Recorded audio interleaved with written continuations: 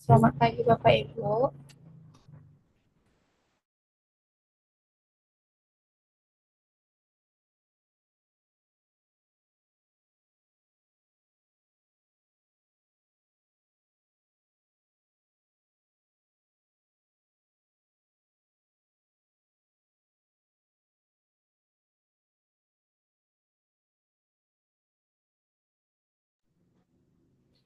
Apakah acara webinar kita sudah bisa dimulai Bapak Ibu? Ya Mbak, Bismillah. Assalamualaikum warahmatullahi wabarakatuh. Waalaikumsalam warahmatullahi wabarakatuh.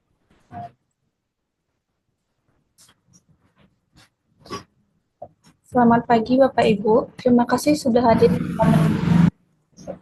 Mewujudkan kepastian hukum, perlunya Undang-Undang Hak Tanggungan Syariah untuk eksekusi sengketa ekonomi syariah. Hari ini, Kamis 8 Mei 2025.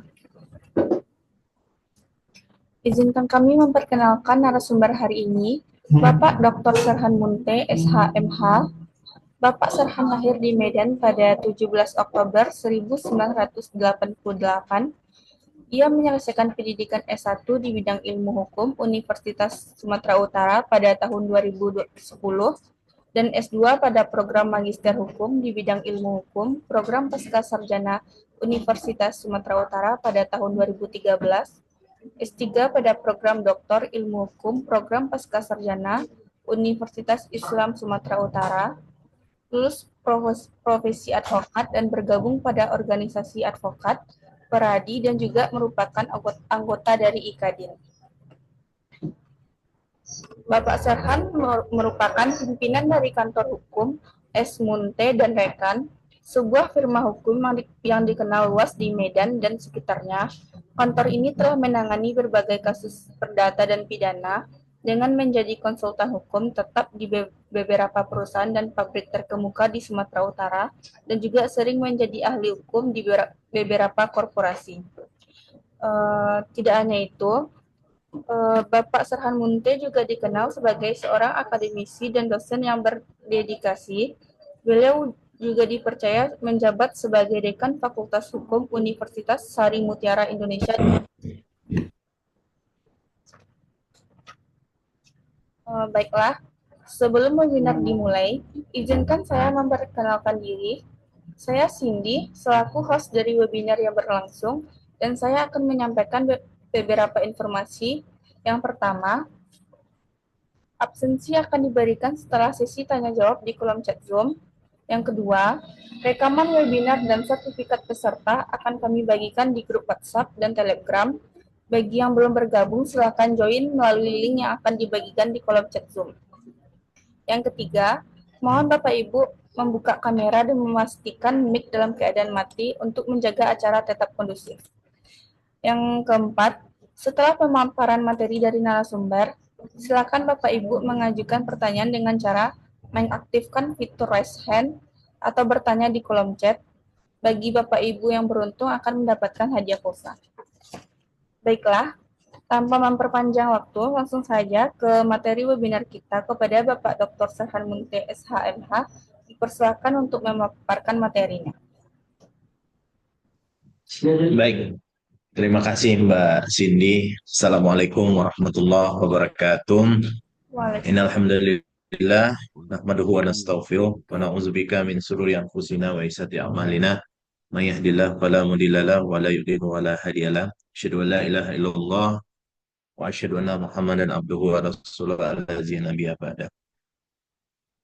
Alhamdulillah hari ini bekerjasama dengan Penerbit Buku Indonesia, kita bisa melakukan ataupun sharing bareng eh, dengan tema yang kami tawarkan hari ini adalah mewujudkan eksistensi perlunya Undang-Undang Hak Tanggungan Syariah untuk penyelesaian sengketa di ekonomi syariah yang memang secara khusus kita membicarakan bagaimana sengketa ekonomi syariah ini bisa secara utuh diselesaikan di pengadilan agama.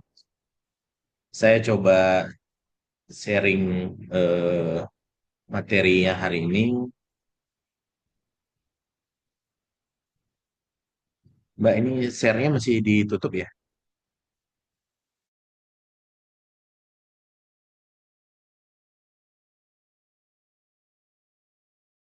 Silakan dicoba lagi Bapak. Insya Allah, Pak.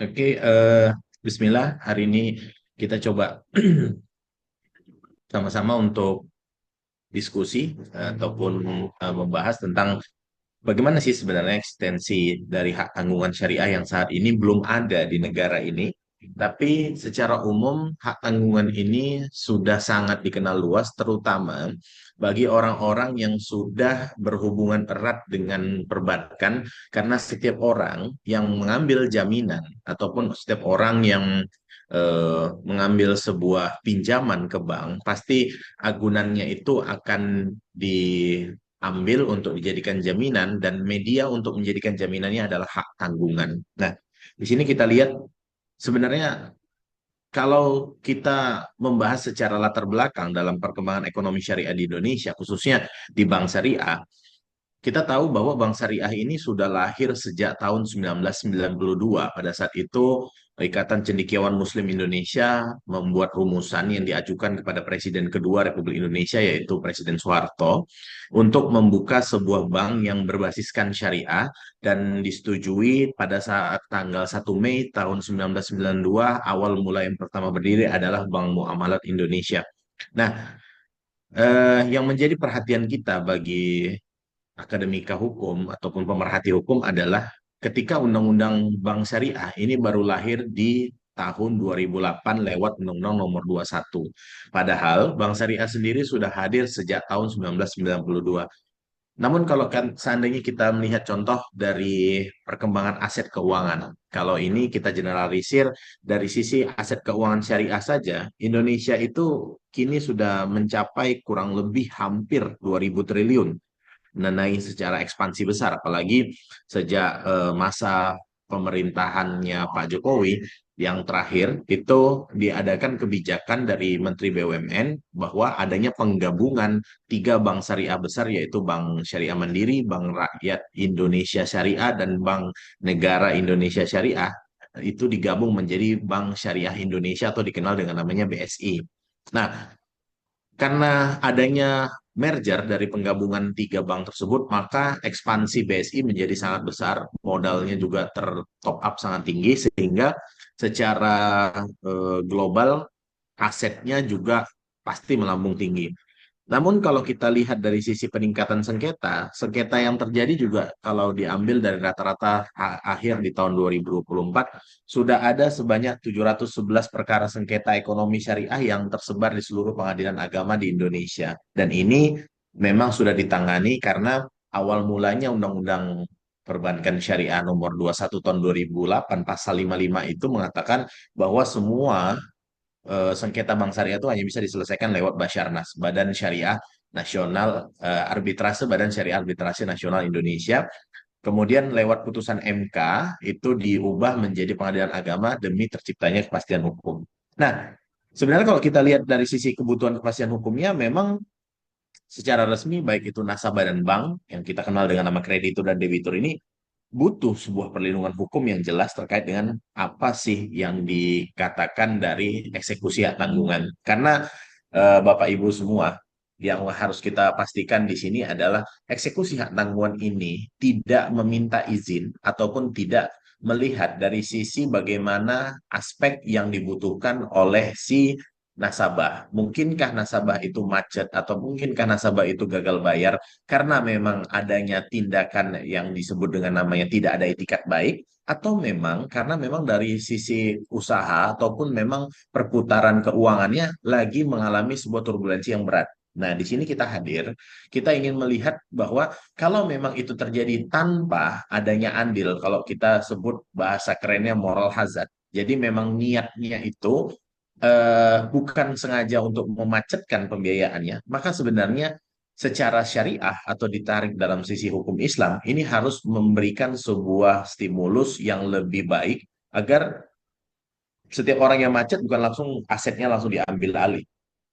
Nah, kalau kita jabarkan secara lebih rinci, sebenarnya yang saya tawarkan adalah apa itu hak tanggungan syariah. Kalau yang kita kenal saat ini kan yang ada hanyalah Undang-Undang Hak Tanggungan nomor 4 tahun 1996 yang memang secara umum punya dua metode eksekusi. Yang pertama parata eksekusi, itu langsung bisa dilelang ke balai lelang swasta mandiri atau melalui fiat eksekusi yang menggunakan jasa ataupun mungkin media pengadilan untuk melakukan eksekusi lewat jurusita dengan perintah ketua pengadilan tanpa melalui sidang peradilan perdata. Jadi tidak ada sidang, hanya masukkan permohonan dan ada syarat-syarat beberapa seperti mungkin adanya surat peringatan dan lain sebagainya, maka aset Bapak Ibu yang dijaminkan di bank itu dapat langsung dieksekusi dengan serta-merta cepat dan prosesnya singkat.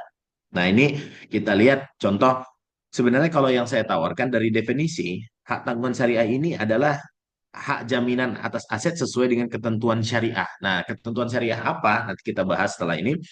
Kemudian prinsip syariah memang pasti ya, dia dan kalau di masyarakat syariah mengenal dengan nama istilahnya maghrib, bukan sholat maghrib, tapi maghrib itu lebih kepada penjabaran larangan dari maisir, goror, riba, batil. Nah, ini kita sudah jabarkan yaitu adalah yang larangan riba, larangan goror, ketidakpastian, kemudian maisir atau yang disebut dengan dikenal dengan namanya judi, kemudian zolim dan haram. Nah, ini nggak boleh nih dalam prinsip syariah. Dan objeknya adalah pasti adalah benda-benda tidak bergerak, yaitu tanah, bangunan, dan aset lain yang memang sesuai dengan prinsip syariat. Nah, kalau kita bicara syariah, berarti kita tidak bisa melupakan sumber hukum utama dari hukum Islam, yaitu Al-Quran dan hadis. Di sini saya mengambil tiga firman Allah dalam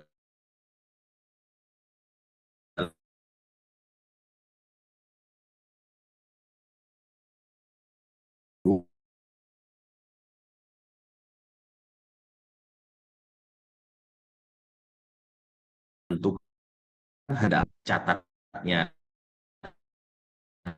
Memang diperlukan sebuah pencatatan ataupun mungkin sebuah bentuk nota yang disebut dengan namanya akad dari bank syariah tersebut. Kemudian kalau dalam sisi penyelesaian sengketa, Allah juga telah berfirman dalam Quran surah Al-Hujurat ayat 9 dan 10. Di situ kita lihat firman Allah berbunyi, dan jika ada dua golongan dari orang-orang mukmin berperang, maka damaikanlah antara keduanya. Jadi di sini kita melihat adanya konsep as-sulhu. Kalau dalam Islam itu disebut dengan konsep perdamaian. Ini yang nanti dan selalu saya coba tawarkan dalam tulisan-tulisan atau mungkin dalam buku dan lain sebagainya. Kenapa hak tanggungan syariah ini penting? Karena sebelum sengketa itu terjadi, maka ada konsep asulhu, ada konsep perdamaian, ada titik mediasi kalau dalam hukum. Kenapa harus ada titik mediasi? Karena bisa jadi kepentingan yang lagi dilakukan oleh bank itu berbenturan dengan kepentingan nasabah karena nasabah melakukan ataupun mungkin macet dalam sisi pembiayaan itu ataupun mungkin dalam sisi hutang piutangnya bukan karena niat ataupun kehendaknya, namun karena ada sesuatu yang menimbulkan faktor sehingga nasabah itu bisa menjadi macet. Nah, dari sisi jaminan kita melihat bank syariah ini sebenarnya sama seperti bank konven. Pada si bicara eh, mengenai jaminan, sebenarnya jaminan paling utama dari sebuah bank itu adalah sumber pengembalian. Asetnya banyak pun, mungkin kalau seandainya ada seseorang punya tanah beratus-ratus hektar, tapi dia nggak bisa memberikan ataupun menyajikan sumber pengembalian, ya sama saja. Bentuknya pastinya nantinya akan menjadi bank bukan namanya perbankan, tapi pegadaian. Nah, di sini sejalan dengan apa yang Allah katakan pada sambungan ayat Al-Baqarah ayat 282, dan jika kamu dalam perjalanan dan bermuamalah ini mungkin semua udah pada tahu, yaitu kita hubungan antara manusia dengan manusia atau hubungan perdata ini kita melakukannya tidak secara tunai, berarti tidak secara langsung, sedang kamu tidak memperoleh seorang penulis, dalam hal ini pencatatan, maka hendaklah ada barang yang ditangguhkan atau barang tanggungan yang dipegang oleh yang berpiutang. Nah, di sini kita melihat memang Allah sudah memperbolehkan sebuah lembaga ataupun mungkin dalam hal ini perbankan syariah untuk mengambil jaminan. Jadi kalau sumber pertamanya adalah sumbernya pengembalian hutang atau sumber pengembalian kalau dikenal dalam undang-undang perbankan, maka yang kedua adalah fixed asset atau jaminan. Nah, kalau dari sisi peran undang-undang hak tanggungan syariah dalam eksekusi sengketa, dari sisi dasar hukum yang kuat, ini pasti akan memastikan prosedur eksekusi yang jelas dan sah secara syariah. Nah, saya garis bawahi, Bapak Ibu sekalian, kita bicara yang sah secara syariah. Karena konsep syariah Islam ini memang bersandar pada Al-Quran dan hadis, namun konsep hukum Islam ini tidak hanya selesai dari hukum dari sisi Al-Quran hadis. Kalau kita lihat dari Undang-Undang 12 2013 kalau nggak salah saya, mohon maaf kalau salah, boleh dikoreksi. Ketika kita bicara hukum normatif, hukum positif Indonesia, ini kita bicara secara hierarki peraturan perundang-undangan itu memang paling atasnya adalah Undang-Undang Dasar 1945 dan paling akhirnya adalah peraturan daerah. Tapi kalau bicara secara hierarki hukum Islam, maka kita akan melihat statuta paling tingginya Al-Quran dan yang paling bawahnya itu banyak sekali baik itu ilat, urf, kebiasaan dan lain sebagainya itu juga menjadi sumber hukum. Sekarang ketika Rasulullah SAW juga sudah wafat, maka sudah ada lagi namanya ijma ulama.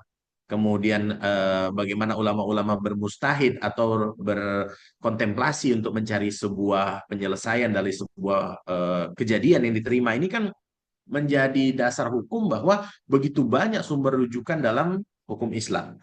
Nah, proses eksekusi yang seperti apa yang ditawarkan dalam eh, hak tanggungan syariah tetap sama seperti hak tanggungan konvensional ataupun mungkin hak tanggungan umum, yaitu kita menawarkan proses eksekusi yang cepat, meminimalisir proses dan biaya sengketa ekonomi syariah yang banyak, sehingga kalau memang sudah tidak dicapai perdamaian. Jadi sudah tidak ada lagi asulhu, baik itu yang sudah ditawarkan oleh dalam hal ini mungkin kodinya atau hakimnya atau mediatornya dan tidak ditemukan lagi adanya asas itikat baik, lakukan eksekusi tanpa harus melihat hal-hal yang sifatnya kan untuk pemberian sebuah hutang ini juga tidak mengganggu proses perjalanan perbankan untuk bereskalasi dalam hal menghimpun dana dan menyalurkan kembali kepada masyarakat. Nah, bagaimana tantangan dan kekosongan Undang-Undang Hak Tanggungan Syariah saat ini? Memang secara umum kalau dasar hukum kita belum ada. Karena masih memakai Undang-Undang Nomor 4 Tahun 1996. Masalahnya, Bapak Ibu sekalian, ketika Undang-Undang Peradilan Agama Nomor 3 Tahun 2006 bicara tentang bahwa semua yang beracara di peradilan agama itu adalah mayoritas atau masyarakat yang beragama Islam. Nah, permasalahan di sini akan muncul atau permasalahan di sini akan hadir di saat memang eh, ternyata kita melihat peradilan agama ini masih menggunakan sistem hukum yaitu HIR dan RBG. Nah, HIR RBG ini adalah kodifikasi dari hukum Belanda yang memang dulunya belum ada di hukum acara perdata Indonesia, kemudian diambil dari hukum Belanda. Nah, kalau kita lihat hukum Belanda ini kan memang hasil dari perumusan Kode Sivil atau hukum Prancis sebelum Belanda juga menjadikan sebuah hukum acaranya tersendiri yang kita ambil. Nah, hukum Prancis ini berasal dari mana? Memang hukum Prancis ini kita sadari adalah hukum Yunani. Nah, kalau hukum Yunani berarti memang dia sudah bisa kita simpulkan adalah sebuah ahkamul gereja. Kalau dalam bahasa hukum kita yang artinya adalah hukum gereja yang diputuskan dan dihasilkan dari dewan gereja. Bagaimana sebuah bentuk hukum gereja ini bisa kita gunakan di dalam peradilan agama kita yang menganut sistem hukum Islam. Ini kan berbenturan sekali. Sehingga kalau nanti masuk lex spesialisnya di undang-undang hak tanggungan, kita melihat undang-undang hak tanggungan juga belum menspesifikasikan dari bentuk syariah yang memang harusnya ada di peradilan agama. Karena peradilan agama kita ini juga menganut apa-apa yang ada di dalam kompilasi hukum ekonomi syariah. Jadi kalau dalam sengketa ekonomi syariah dia ambil kompilasi hukum ekonomi syariah dan dalam aspek sengketa lainnya dia ambil kompilasi hukum Islam. Nah,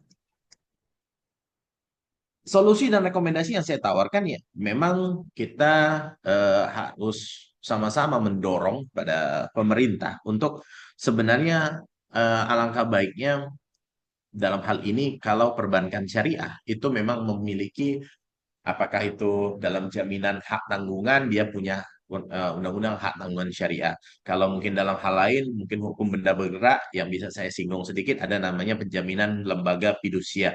Fidusianya syariah. Jadi, sehingga memang hasilnya itu menjadi seperti kata firman Allah dalam Al-Quran yang mengatakan udu'uni fisilmi kafah, masuklah kamu dalam Islam ini secara kafah, sehingga kalau seandainya memang kita ingin berkonsep secara syariah, syariahnya kafah. Kalau kita memang ingin melakukan tindakan yang katanya embel-embelnya itu adalah secara Islami, maka lakukan secara Islami secara benar. Sehingga masyarakat Indonesia, rakyat Indonesia ini tidak bingung dan bertanya-tanya kadang-kadang kepada kita, apa sih bedanya antara bank syariah dengan bank konven? Sama aja. Bedanya mungkin kalau bank syariah pada saat perbankannya buka pintu masuk itu pakai Assalamualaikum, kalau bank konven pakai selamat pagi, itu doang bedanya. Nah, di sini kan kita melihat dan kita belum bisa membuat sebuah apa namanya, jembatan yang jelas antara mana itu konven, mana itu syariah yang memang punya batasan ataupun penggalan yang sangat kuat ataupun yang sangat jelas. Nah, ini pasti akan menjadikan kita tugas bersama agar ini teredukasi secara luas. Nah, kalau secara harmonisasi hukumnya kita lihat memang harus diselaraskan antara bagaimana undang-undang dengan peraturan lain agar sesuai dengan perkembangan terkini. Jadi kalau memang ada yang undang-undang hak tanggungan syariah, kita juga melihat saat ini, dewasa ini, Bapak Ibu sekalian, kita maklumi bahwa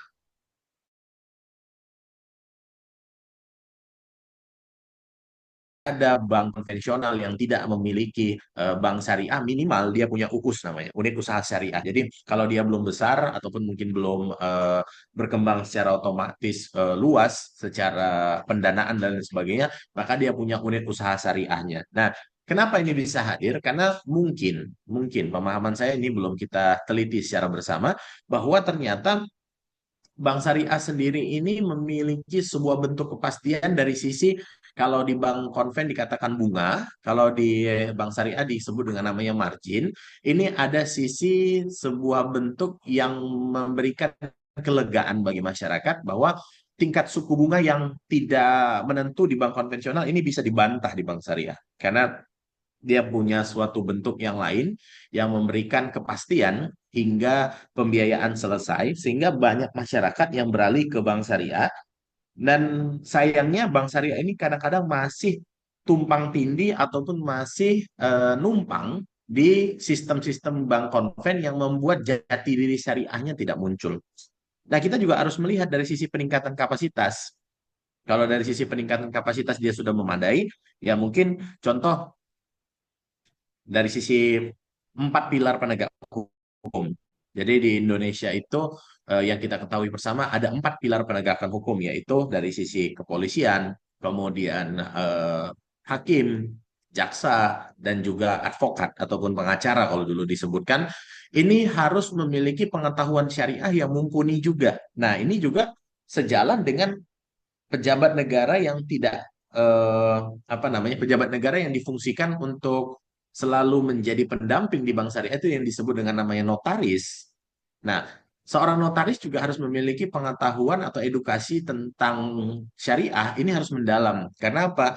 Kalau di bank konvensional kita bisa mengenalnya dengan bentuk apakah itu kredit investasi, kredit modal kerja, kemudian kredit pembiayaan rumah, kan hanya sebatas itu. Tapi kalau di bank syariah kita akan bercerita lebih luas tentang bagaimana yang disebut dengan namanya mudharabah, eh, sistem pembiayaan pembiayaan bagi hasil, kemudian sistem pembiayaan murabaha jual beli, sistem pembagian pembiayaan secara syirkah atau dikenal dengan namanya musyarakah.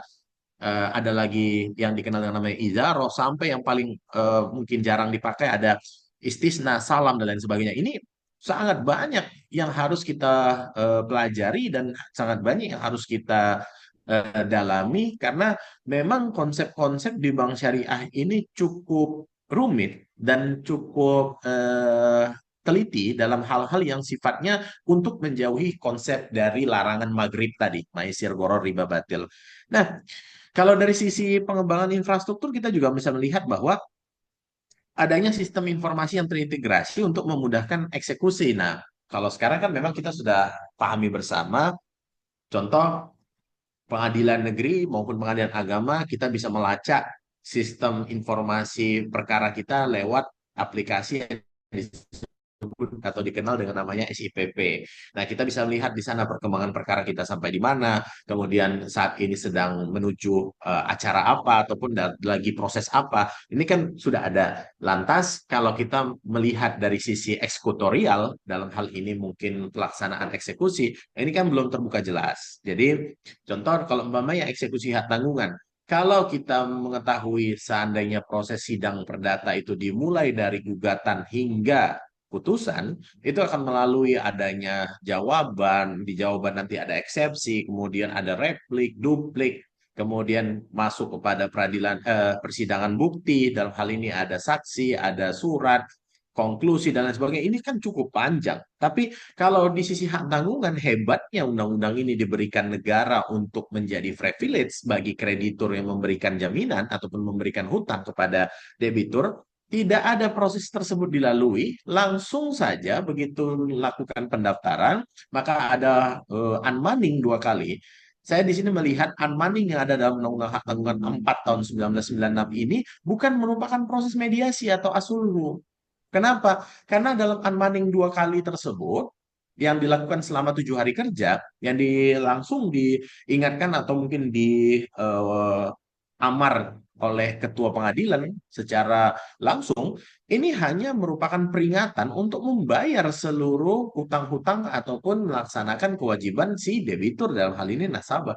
Nah, di sini kita melihat bahwa itu bukan proses asulhu. Proses asulhu ini kita harus cari tahu jalan keluarnya seperti apa. Kemudian nanti bagaimana solusi. Karena kan di perbankan juga ada namanya revitalisasi proses. Jadi di situ ada revisi, ada reschedule, ada rekondisi, dan lain sebagainya. Ini dimanfaatkan dengan baik untuk mencegah nasabah tersebut naik. Sudahlah dia mendapatkan kolektibilitas dalam hal ini kan bank bisa saja langsung melakukan itu. Kolektivitas mulai dari 1 sampai 5 macet, sehingga seorang warga negara Indonesia yang meminjam atau berurusan dengan sebuah bank itu tidak akan pernah bisa ke bank lain karena kolektibilitasnya sudah jelek. Nah, asetnya diambil alih lagi oleh bank. Ini kan sudah jatuh ketimpa tangga. Wah, ini udah luar biasa nih, dan tidak ada asas keadilan di sana. Karena memang tujuan hukum kan salah satunya cabangnya adalah membentuk ataupun adanya sebuah bentuk keadilan.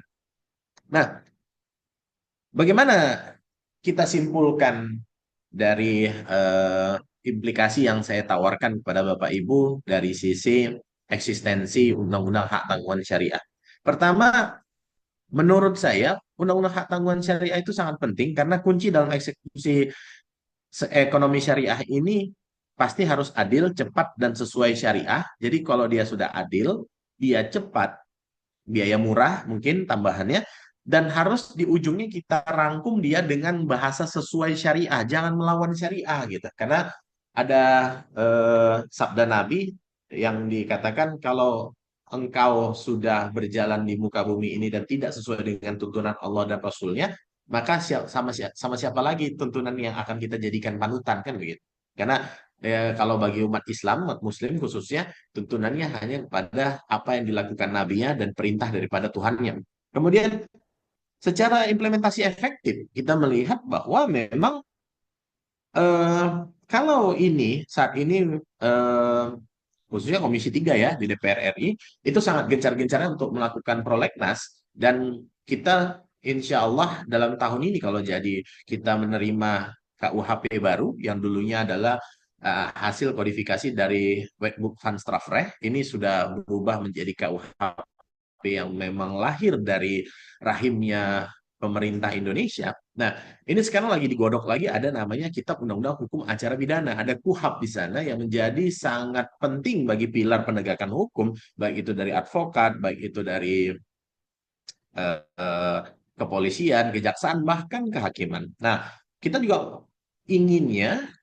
memasukkan adanya sebuah bentuk legislasi baru nanti ataupun mungkin tahun depan, yaitu di Undang-Undang Hak Tanggungan Syariah yang membahas secara penting dan membahas secara menyeluruh tentang bagaimana cara proses eksekusi yang dilakukan secara sistemik di peradilan agama. Nah, ini butuh memang sosialisasi, harmonisasi, kemudian sambil juga sumber daya penegakan hukumnya ditingkatkan. Jadi bukan hanya mungkin para pemerhati ekonomi syariah atau mungkin bagi hanya para insan perbankan syariah yang bisa melakukan ini, tapi memang sudah dikenal luas gitu. Jadi orang-orang tidak bertanya lagi, apa sih beda antara bunga dengan margin? Apa sih beda antara bagi hasil yang dibuat oleh bank syariah dengan bunga yang ada di bank konven? Dan bagaimana ceritanya terhadap dividen yang masuk kan kalau kita ada pembagian kalau di bank konven itu secara umum ya kita kenal namanya bunga dalam deposito, kalau di bank syariah disebut dengan namanya nisbah. Ini kan butuh pemahaman yang lebih dalam untuk orang-orang bisa bergerak lebih maju lagi atau bergerak lebih dalam lagi, lebih spesifik lagi mengenal bank syariah secara umum. Nah, kalau implikasi jangka panjang, jelas pastinya akan menciptakan kepastian hukum, kemanfaatan, keadilan, karena ini pasti akan mendukung stabilitas keuangan syariah dan pertumbuhan ekonomi secara berkelanjutan. Karena kita melihat kalau dari konsep-konsep negara berkembang ataupun mungkin malah negara-negara di sisi Middle East dalam artian Timur Tengah ya. Nah, negara-negara Arab ini sudah meninggalkan konsep-konsep yang mungkin ditanamkan atau diciptakan oleh zaman kenabian dulu adanya dinar dirham. Namun kita melihat di posisi sekarang pergerakannya itu selalu jauh dari kata inflasi. Nah, ini kan penting nih untuk kita melihat sebenarnya sistem keuangan syariah yang seperti apa itu bisa menjadi sebuah contoh mungkin bagaimana negara-negara berkembang seperti Indonesia juga mau mencontoh bentuk secara syariah sehingga karena negara Indonesia ini majemuk, kita semua beraneka ragam, kita tidak tersistem secara syariat tertentu, mungkin dalam artian hanya secara syariat Islam kita sudah tahu dengan dan paham dengan Bhinneka Tunggal Ika kita paham dengan Pancasila kita. Namun kita melihat eh, bagaimana negara bisa menawarkan ini sistem ekonomi konvensional, ini sistem ekonomi syariah yang bisa digunakan oleh masyarakat yang dan masyarakat akan mendesain atau memutuskan sendiri kira-kira mana yang lebih baik. Nah, dan terakhir yang dapat saya sajikan dalam presentasi saya ini adalah sebenarnya ketika kita bicara tentang sebuah bentuk ekonomi syariah, maka kita harus bicara dari hulu hingga hilirnya. Jadi kita harus melihat kalau memang awalnya kita diikat dengan sistem ekonomi syariah dengan tanda adanya akad syariah, contoh kita mau ke bank syariah, kemudian kita mau beli sebuah mobil, kendaraan yang mana kendaraan tersebut kita mohonkan pembiayaannya ke bank syariah, maka bank syariah pasti langsung akan menawarkan sistem yang disebut dengan namanya murabaha. Jadi sistem jual beli, kemudian dalam murabaha itu kalau seandainya bank syariah tidak bisa memilih langsung barangnya, maka ada sistem namanya akad wakalah atau wakil. Dan di sini memang bank syariah sebagai sohibul mal memberikan kuasa kepada mudarib untuk membeli sendiri agar akadnya tidak fasid atau batal. Nah, di sisi itu kalau seandainya memang sudah berjalan, pembiayaannya juga secara ekonomi syariah, kalau tiba-tiba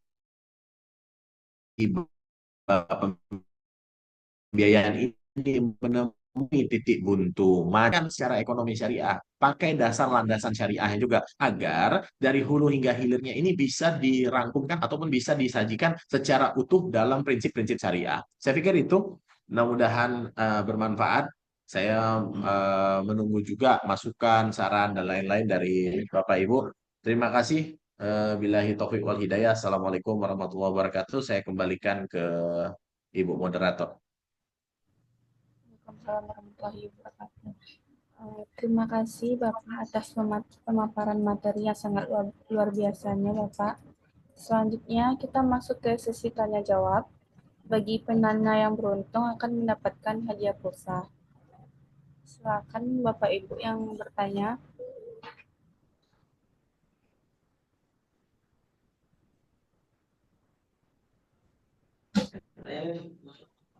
Hmm.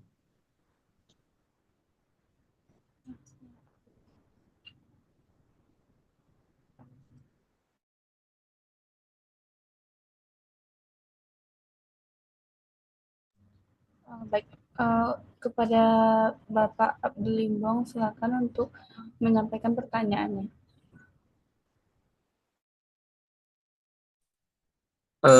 Baik, sebelumnya terima kasih saya ucapkan kepada moderator yang telah memberikan kesempatan kepada saya untuk bertanya.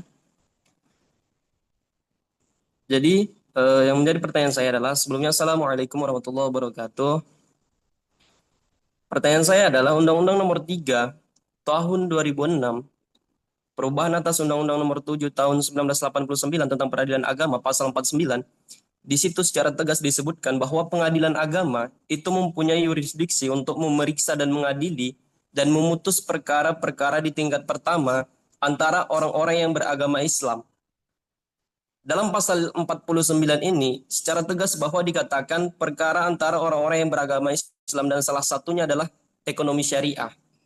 Namun dalam pelaksanaannya orang-orang yang melakukan transaksi di bank-bank syariah itu tidak hanya orang-orang yang beragama Islam, bahwa bisa dikatakan selain orang-orang yang beragama Islam pun melakukan transaksi di bank-bank syariah itu. Nah, kalau seandainya terjadi sengketa ekonomi syariah dengan orang-orang yang tidak beragama Islam itu, bagaimana penyelesaian sengketa tersebut? Apakah diselesaikan di pengadilan agama atau di mana? Seperti itu. Terima kasih. Baik, terima kasih kepada Bapak Abdul Limbong. Selanjutnya, mungkin Bapak Sahan bisa bertanya, Bapak. Jadi langsung saya jawab satu-satu dulu ya, Mbak ya. Ya, baik. Terima kasih atas pertanyaannya. Kalau kita melihat memang ya, kembangan Undang-Undang Nomor 7 Tahun 89 di sana belum mencakup pasal terakhir ataupun mungkin dalam pasal 49 ini belum begitu melihat lebih luas bahwa pada suatu ketika bank syariah ini masuk dalam sistem hukum ataupun dalam sistem tatanan hukum di Indonesia, maka direvitalisasilah Undang-Undang Peradilan Agama atau kekuasaan di peradilan agama dengan Undang-Undang Nomor 3 Tahun 2006. Nah, Undang-Undang Nomor 3 Tahun 2006 ini menambah satu poin penting bahwa sengketa yang dapat diselesaikan di peradilan agama ini dulunya 10, baik itu dari ciki cerai, zakat, wakaf, infak, sedekah, dan lain sebagainya. Ditambahlah satu lagi yaitu namanya ekonomi syariah.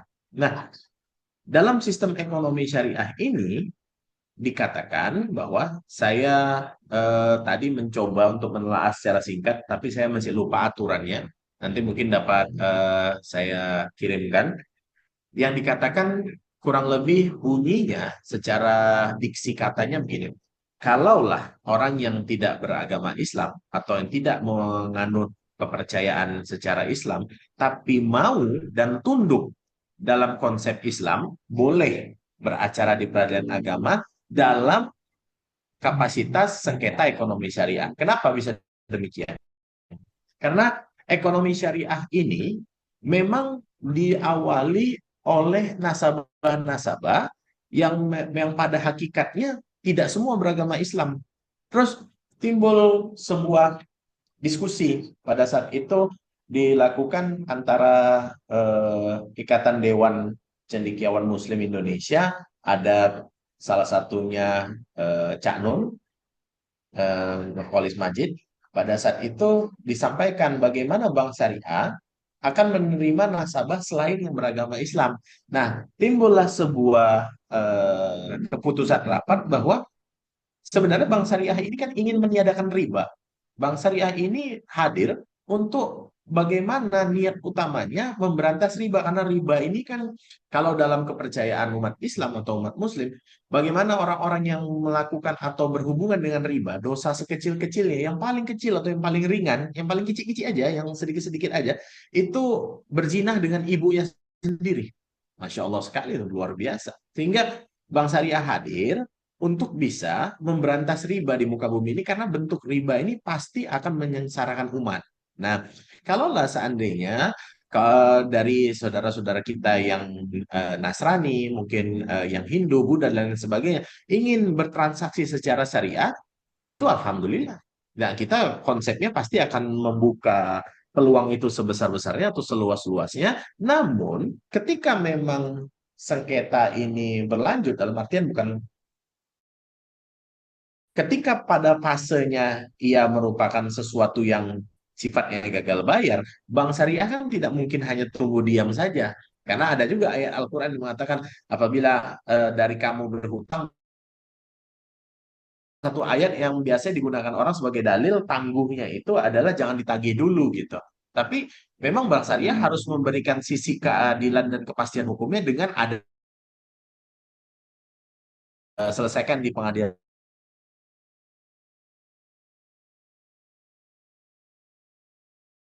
Kita tawarkan di sini adalah eksekusinya juga jangan kejam-kejam banget gitu. Kan prosesnya udah bagus nih dari awalnya.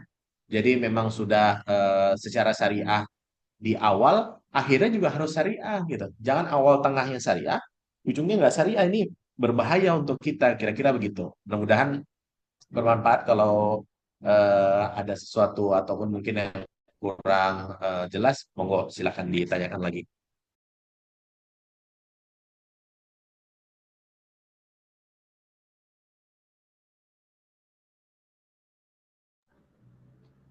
Terima kasih atas jawabannya Bapak.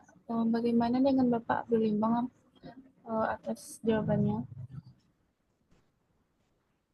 Baik, terima kasih atas penjelasannya kepada Pak Serhan Munte.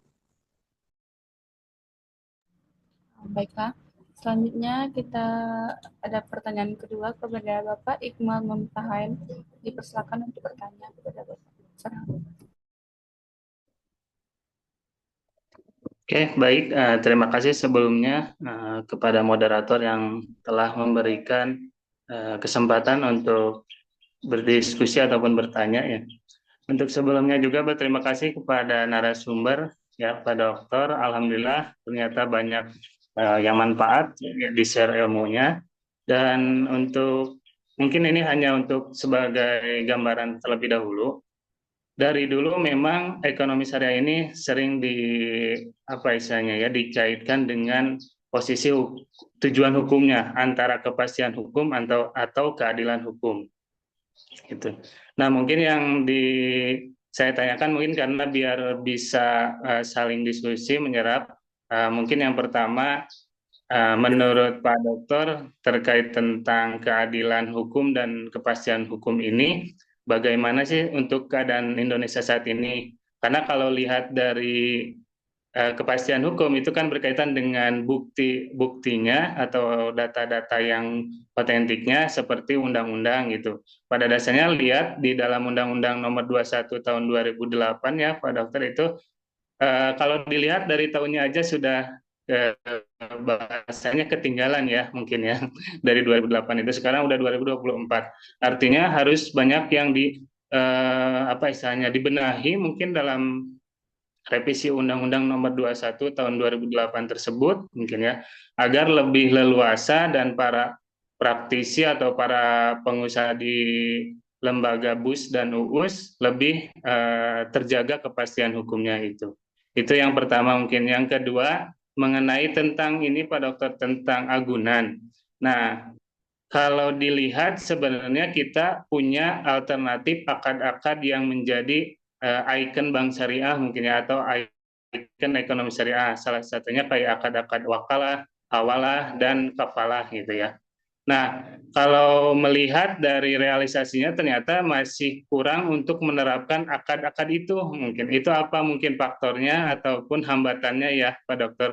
Karena itu kalau dilihat itu sebagai alternatif untuk ya tadi kata Pak Dokter dari hulu sampai hilir mungkin itu bisa menjadi alternatif penyelesaian sengketa sengketa ekonomi syariah. Gitu ya, kayak contoh agunan apakah nanti bisa digunakan untuk akad hawalah itu ya ke yang lain yang lebih orang-orang atau nasabahnya yang apa istilahnya agnia ya, para agnia gitu Pak Dokter. Itu saja sedikit untuk mohon apa istilahnya penyelesaiannya bagaimana gitu. Terima kasih Pak Dokter dan Bu Moderator. Saya kembalikan. Assalamualaikum warahmatullahi wabarakatuh. Waalaikumsalam. Baik, terima kasih Bapak. Untuk Bapak Sarhaminten mungkin bisa dijawab langsung Bapak. Baik, Alhamdulillah.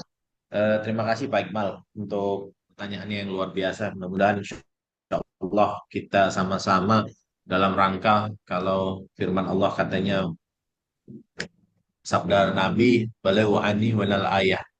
Sampaikan walau satu ayat dalam Al-Quran itu kita sama-sama mendorong agar konsep ini menjadi sesuatu yang kafah. Kalau yang pertama, izinkan saya untuk berdiskusi dan menjawab. Sebenarnya ketika kita melihat contoh dalam bagaimana pada saat dulu dari sisi selesainya para filsuf, mungkin dari masanya Socrates turun kepada Plato, turun ke Aristoteles, sampai pada Rescue Pon ataupun Immanuel Kant berbicara tentang sebenarnya bicara tujuan hukum. Nah ini teorinya sangat pasti kita udah ketahui bersama ya, yang dikatakan oleh Gustav Reitberts bahwa tujuan hukum itu pasti akan menimbulkan sebuah kepastian, keadilan, dan kemanfaatan. Tapi kalau dilihat dari sisi kacamata seperti contohnya filsuf kita dalam sisi hukum Islam, kan kita lah yang mungkin bagi para penganut agama Islam gitu ya, secara umum saya katakan ya, kita melihatnya kan pasti akan berpatokan pada filsufnya Imam Ghazali contohnya. Nah, Imam Ghazali pernah mengatakan bahwa ketika tujuan hukum ini diterapkan, maka dua di antara satu pasti akan berbenturan. Contoh, bagaimana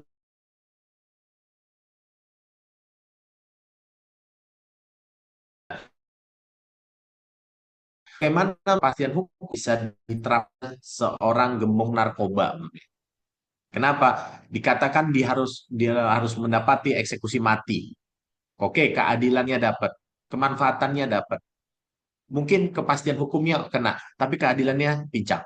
Kenapa? Apakah memang seorang gembong narkoba itu harus dieksekusi mati? Maka perbincangan ini nggak akan pernah selesai di negara ini. Karena apa? Karena di satu sisi dikatakan harus, karena dia membuat bangsa kita ini menjadi rusak dalam berapa mungkin satu generasi dan lain sebagainya. Jadi kalau kita kembali ke tujuan hukum, maka satu di antara dua, atau maka mungkin dua di antara satu, itu pasti akan gugur dengan sendirinya, karena sistem daripada perjalanan hukum kita ini yang saat ini harus sangat-sangat kita konsentrasikan ataupun mungkin sangat kita peduli agar semuanya bisa balik ke jalurnya. Nah, kita lihat memang dari sisi perkembangan bank syariah, betul sekali dari Pak Imal katakan, itu juga menjadi tulisan-tulisan kita dorong agar Undang-Undang Nomor 21 Tahun 2008 ini sudah harus berubah. Kalau memang Undang-Undang Perbankan Syariah dulu lahirnya pertama adalah Undang-Undang Nomor 7 Tahun 1992, kemudian direvisi dari Undang-Undang Nomor 10 Tahun 1998. Nah, Undang-Undang Syariah ini hadir di 2008 dengan adanya kekosongan dari tahun 92 menuju 2008. Oke, nggak ada masalah. Kita kan sekarang bisa menutup kekosongan-kekosongan itu dengan adanya judicial review ke Mahkamah Konstitusi. Namun harusnya pemerintah sudah lebih memberikan sebuah bentuk perhatian lebih agar proses perjalanan undang-undang perbankan syariah ini juga mengalami penyempurnaan-penyempurnaan. Kan banyak tuh ahli-ahli hukum mungkin sudah bisa masuk lagi ke kampus ya, kita para akademisi, untuk dilakukan naskah akademik lagi, untuk melihat sebenarnya bank-bank syariah ini harus lebih diperkuat dan disempurnakan dengan hadirnya satu bentuk bank ikon yang menjadi syariahnya Bank Indonesia, yaitu BSI. Nah, tapi kan kita miris, kita harus sama-sama berdoa. Bagaimana kita tahu kejadian yang baru-baru saja menimpa Bank BSI, adanya malware yang masuk ke sistem BSI dan hampir mengacaukan beberapa persen nasabah yang ada di dalamnya. Sehingga dengan adanya situasi dan kondisi begitu, yang dapat kita khawatirkan kan kepercayaan nasabah ataupun kepercayaan masyarakat untuk berbank syariah ini jadi turun. Nah, apalagi kalau mungkin kita melihat kemana sih bank syariah pertama Indonesia dulu adanya bank muamalat. Dulu kita taunya mungkin zaman-zaman orang tua kita kalau seandainya yang memang apa ya betul-betul kukuh dengan konsep syariah, pasti nyarinya bank muamalat gitu. Mungkin bank muamalat ini udah saat ini hampir sedikit batuk-batuk di belakang untuk mengejar perkembangan-perkembangan yang saat ini terjadi di bank-bank secara umum di konvensional. Nah, ini kan kita mau lihat nih, kira-kira persandingannya sampai di mana. Kalau seandainya pemerintah menganggap ini sebagai keniscayaan, disinilah titik repotnya kita. Karena apa? Karena memang kalau dia bergerak secara sendiri dan dia majunya secara sendiri, mungkin sekarang kita tahu, kalau saya salah, mohon maaf, Bank Muamalat sendiri yang dulunya hampir 38%, yang karena saya pemerhati Bank Syariah, itu adalah semua bank-bank yang berasal dari Timur Tengah. Ada Qatar Bank, Bobian Bank, dan lain sebagainya. Semuanya adalah bank-bank IDB, Islamic Development Bank. Sekarang Islamic Development Bank tidak ada lagi di Bank Muamalat. Bank Muamalat itu pemegang sahamnya adalah BPKH. Jadi pemerintah sudah masuk di dalam untuk mempertahankan stabilitas dari bank muamalat ini. Nah, ini agak khawatir kita dari konsep syariahnya apakah memang masih ya seperti tagline-nya bank muamalat pertama kali dulu, pertama dan murni syariah. Ini harus kita sama-sama jaga nih karena ini bank pertama syariah kita dan konsep syariah kita jangan sampai menjadi konsep yang lazim. Nah, kalau melihat pertanyaan Pak Iqbal yang kedua, betul, saya sepakat. Dan saya sangat mendorong eh, masyarakat lebih mendalami hal-hal yang sifatnya itu menjadi sebuah edukasi yang mendasar bagi kita, apalagi untuk bank syariah. Karena akad-akad pendamping, kalau tadi disebutkan ada yang kafalah. Kafalah ini kan kalau di bank umum dikenal dengan namanya bank garansi ya. Kita memakai dengan sistem kafil. Dan kemudian ada akad hawalah. Hawalah ini kita bicaranya dengan akad yang sifatnya anjak piutang. Nah, terus bagaimana bicara dengan wakalah kalau seandainya setiap bentuk daripada barang-barang ataupun mungkin aset ataupun mungkin sesuatu yang dibutuhkan oleh mudarib itu tidak bisa langsung mudarib yang melakukannya atau memilih sendiri, tapi harus dilakukan secara wakalah agar unsur daripada eh, murabahah ataupun mudarabahnya ini jelas. Nah, ini kan penting nih. Kita lihat sekarang dewasa ini tahun 2025 itu semua bank syariah boleh mungkin kita kaji bersama secara empiris sudah tidak lagi menerapkan konsep akad mudarabah bagi hasil. Kenapa? Karena dianggap konsep mudarabah ini tidak akan pernah bisa dilakukan eksekusi. Ketika itu dilakukan dan memang dilihat oleh pemerhati bank syariah, ini kan miris, sedih kita. Kenapa? Karena itu konsep bagi hasil yang memang sesuai dengan tuntunan syariah, tapi tidak lagi diterapkan. Kenapa? Karena mungkin bank syariah tidak memiliki kepastian. Jadi kalau seandainya seseorang nasabah atau mudarib yang datang dengan memberikan skill 30%, sementara Sohibul Mal memberikan malnya di 70%, dan pada saat ini tidak tercapai ataupun tidak terwujud dalam konsep eh, bagi hasil tersebut, maka kan semuanya harus kembali kepada akad, bukan langsung melakukan eksekusi. Nah, ini kan jadi masalah nih, karena sudah banyak eksekusi-eksekusi mudarabah ini yang dibantah langsung lewat gugatan pengadilan. Nah, karena prosesnya demikian, beberapa bank syariah, saya maaf tidak menyebutkan nama, beberapa bank syariah ini mundur dari konsep mudarabah tersebut. Jadi hanya dipakai konsep-konsep yang memang sifatnya adalah transaksional, murabahah, kemudian musyarakah, ijaroh, hanya seperti itu. Nah, lantas bagaimana lagi dengan akad-akad yang lain? Tadi saya sebutkan adanya istisna, adanya salam, kemudian masih banyak akad-akad syariah yang memang sudah lahir dan sudah kita kenal dalam konsep perbankan atau berbank syariah dari sisi praktiknya, tapi ini udah dilupakan. Karena yang orang tahu bahwa ya sudahlah kalau memang berbank syariah nggak tahu bagaimana, yang penting tahunya adalah kalau mau KPR ya udah datang tanda tangan kemudian dapat rumahnya. Kalau mau beli mobil, kendaraan sepeda motor dan lain sebagainya, apakah itu mau apa namanya konsepnya secara sekarang ada banyak lagi pembiayaan emas ya. Pembiayaan emas itu biasa dipakai dengan rahan yang kita kenal dengan namanya gadai.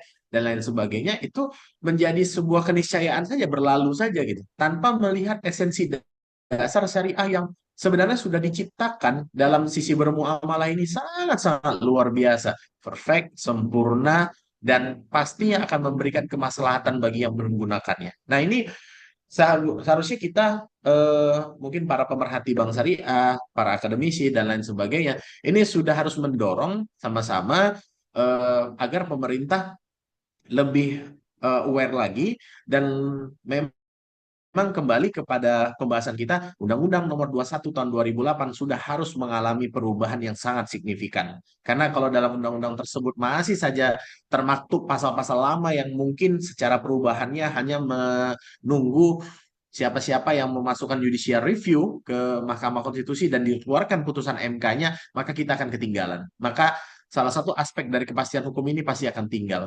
Yang mungkin penutup dari pertanyaan Pak Iqbal, saya lihat Indonesia ini saat ini selalu mengedepankan yang disebut dengan namanya idealisme. Tapi lupa dengan perkataan bahwa idealisme itu adalah ide yang harus berbenturan dengan realisme. Sehingga kenyataannya seperti apa dan fenomenanya seperti apa, dan kita sajikan dengan dinamika yang terjadi. Jadi idealisme kita ini adalah idealisme mungkin yang harus pusat lagi ataupun harus melihat lagi sesuai dengan tuntunan apa yang ada dalam kepercayaan agama kita, bukan idealisme yang menunjukkan suatu bentuk yang gak ada faedahnya gitu. Sehingga ini yang menjadi hal yang penting untuk kita lihat bersama. Mudah-mudahan insya Allah dengan diskusi-diskusi seperti ini yang diadakan oleh PBI dan mungkin nanti ada diskusi-diskusi yang mendatang, ini bisa menjadi apa ya, sebuah dorongan ataupun mungkin trigger untuk pemerintah melihat kembali ataupun merubah secara umum hal-hal yang penting di Undang-Undang Perbankan Syariah. Demikian, mudah-mudahan bermanfaat. Kalau ada yang kurang lagi, monggo silakan, boleh kita diskusi lagi. Saya kembalikan ke Ibu Moderator. Baik, terima kasih Bapak. Untuk Bapak Iqbal, apakah ada tanggapannya Bapak? Ya, alhamdulillah. Terima kasih Pak Dokter. Sangat bermanfaat ya. Terima kasih juga Pak Moderator.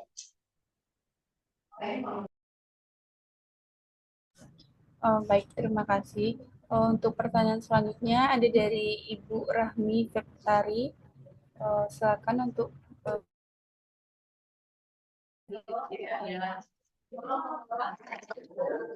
Ya, Assalamualaikum warahmatullahi wabarakatuh. Terima kasih kepada Ibu Moderator yang telah memberikan saya kesempatan dalam bertanya ini. Yang begini Bapak, saya akan mau bertanya sebagaimana yang kita ketahui bahwa perbankan syariah itu merupakan perbankan yang menerapkan prinsip-prinsip syariah, ajaran agama Islam.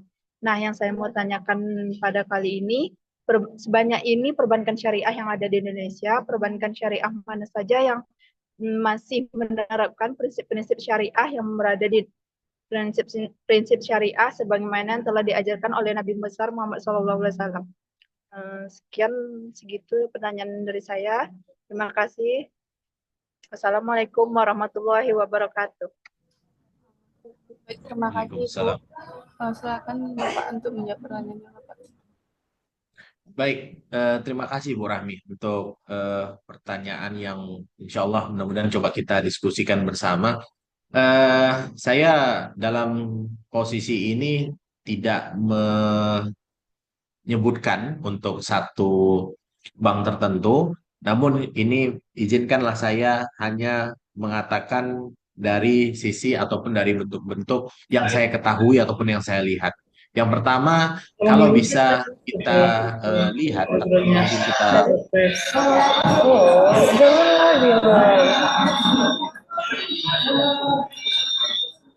Oke, mungkin yang bisa kita pelajari atau mungkin bisa kita dalami bersama bahwa ada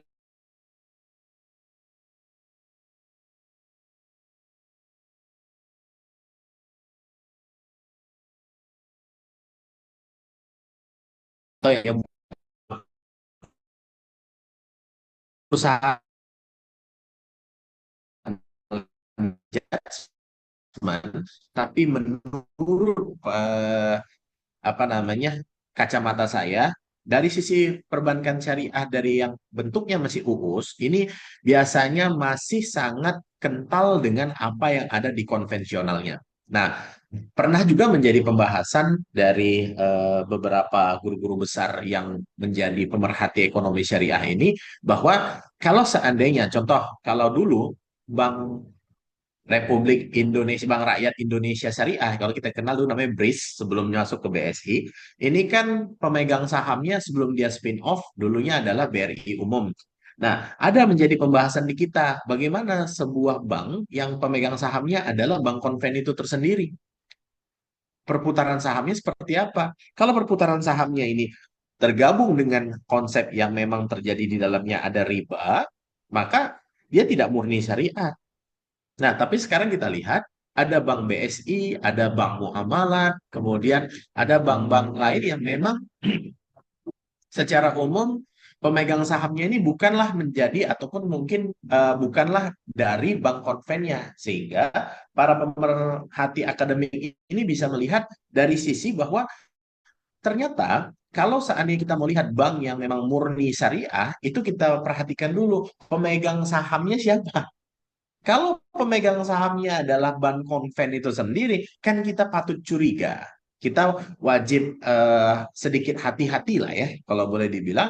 Jangan-jangan perputaran hasilnya ataupun memang suntikan modalnya adalah hasil dari usaha yang dilakukan di bank konvensional. Ini kan sama nih.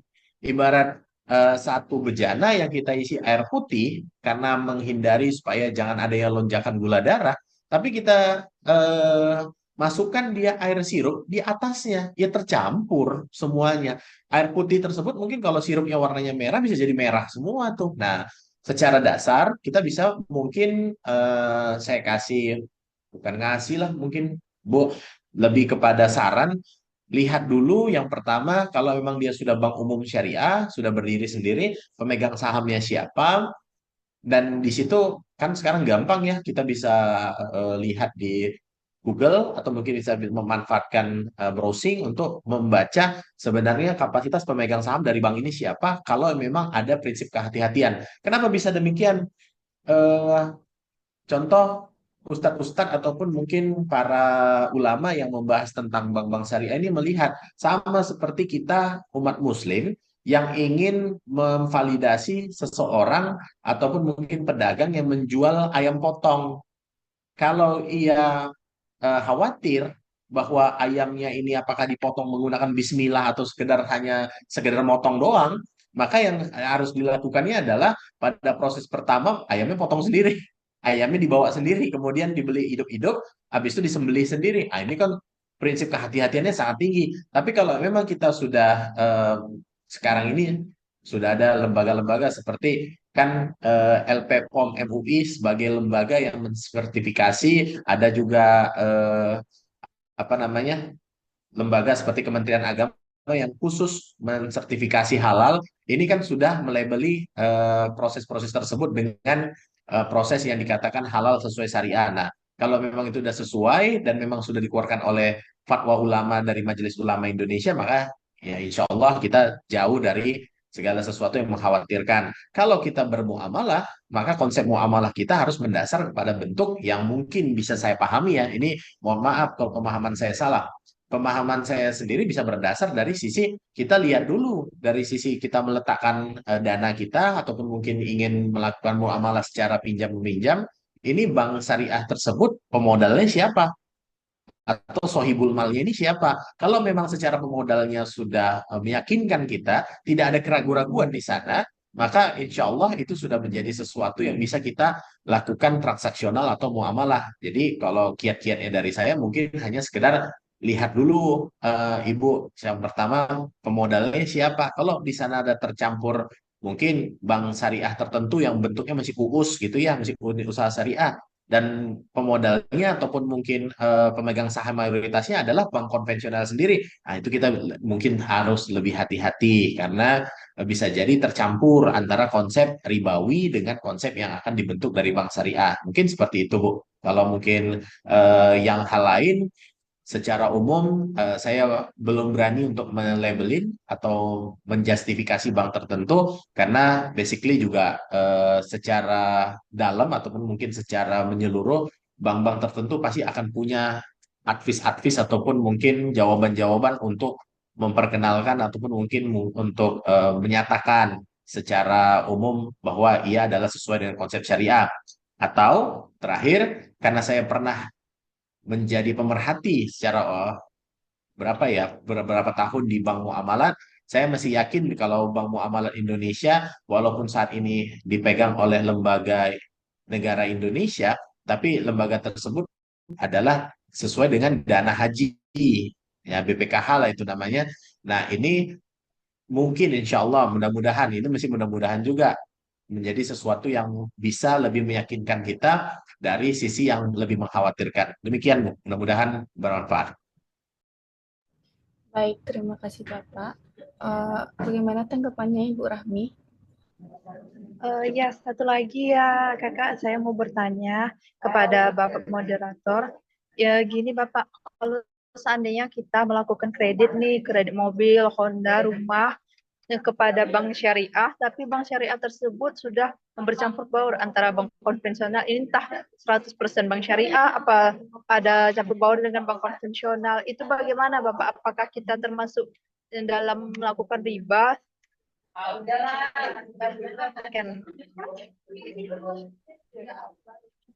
Ya, izin Bu, baik. Dari sisi pemahaman saya, kembali lagi dari sisi pemahaman saya bahwa kalau seandainya adanya sebuah bentuk yang tercampur dari sisi yang memang tidak murni dari proses yang kita lakukan, seperti yang tadi dikatakan oleh Bu Rahmi, khawatir kita adalah masuk kepada jurang-jurang syubhat.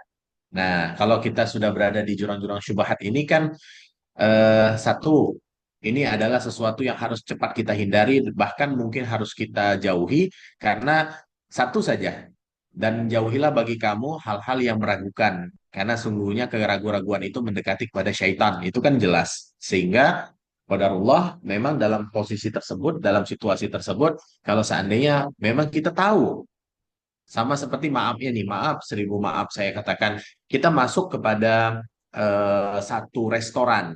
Jadi saya menganalogikan pertanyaan Murami ini dengan kita masuk ke suatu restoran, kemudian kita khawatir karena restoran tersebut mungkin, maaf cakapnya, ada label tulisan-tulisan tertentu yang mengkhawatirkan kita dan kita tidak menemukan logo halal di restoran tersebut, tapi kita melihat ada bacaan biasa karena itu ya di kota-kota kita ya, ada namanya tulisan no pork, no lard.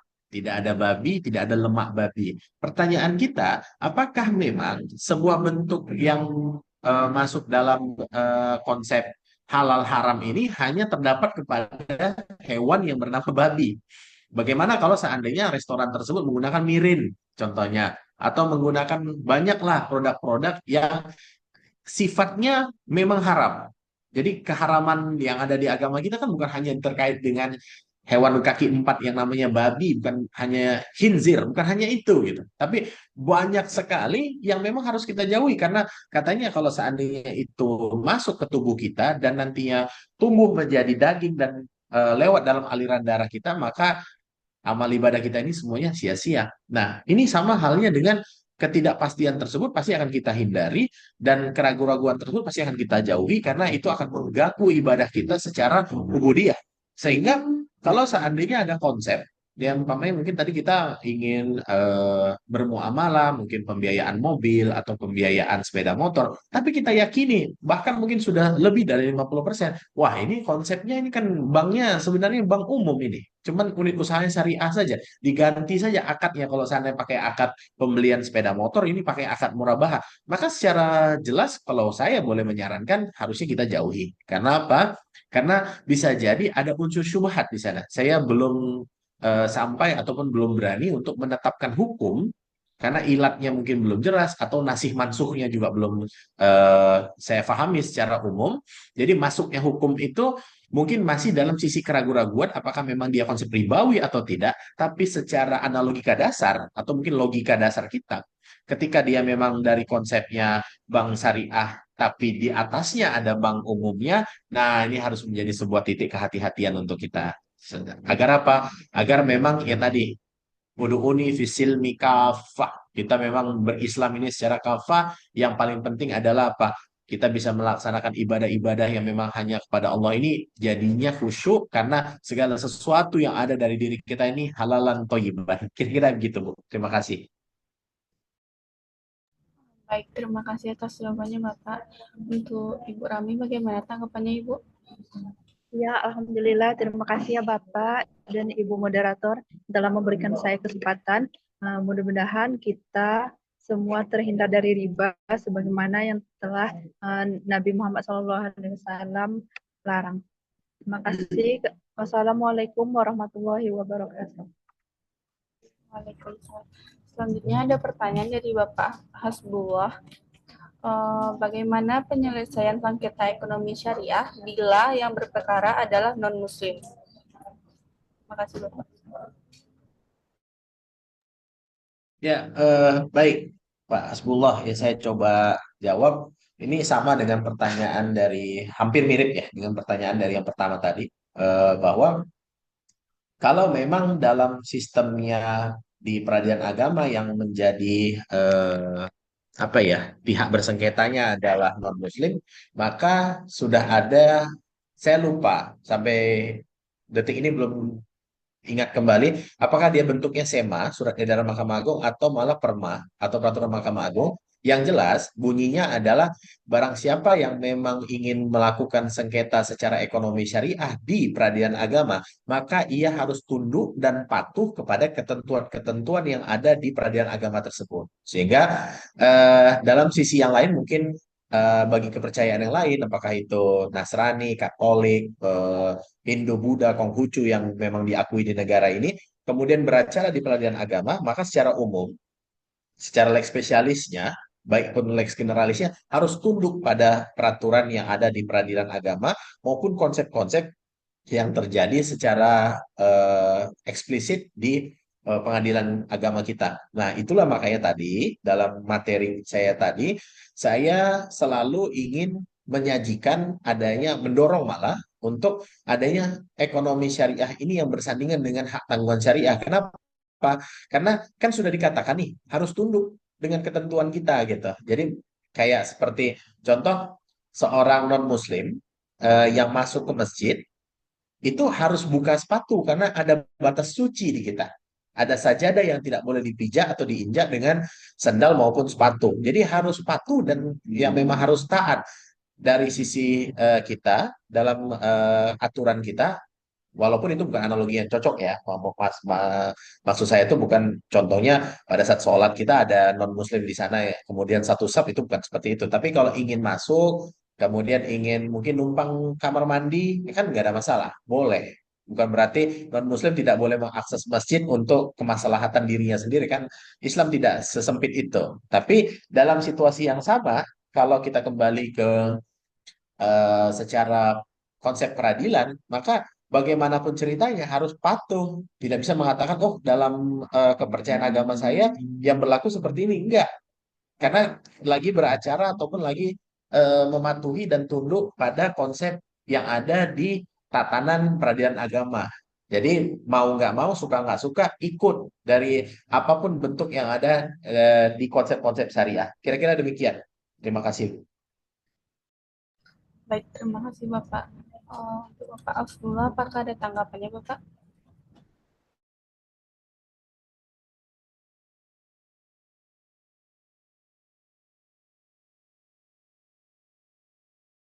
Baik, selanjutnya ada pertanyaan dari Bapak Usmi Julius. Akan bertanya Bapak.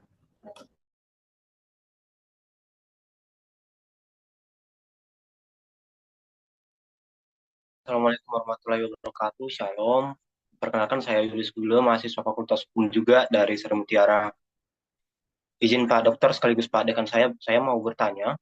Ini pertanyaan saya ada dua. Yang pertama, tentang bagaimana peran dan relevansi Undang-Undang Nomor 4 Tahun 1996 tentang hak tanggungan dalam menyelesaikan sengketa ekonomi syariah, di mana Undang-Undang Nomor 4 ini adalah merupakan dasar hukum nasional yang mengatur jaminan kebenaran atas tanah dalam pembiayaan perbankan, baik itu yang konvensional maupun yang syariah. Dan hak tanggungan adalah hak jaminan atas tanah yang memberikan kedudukan yang diutamakan atau biasanya kita dengar dengan right the preference. Yang kedua adalah apakah prinsip-prinsip syariah ini dapat diakomodasi secara optimal dalam pelaksanaan eksekusi jaminan kebendaan tanpa adanya undang-undang khusus tentang hak tanggungan syariah. Terima kasih, Bapak.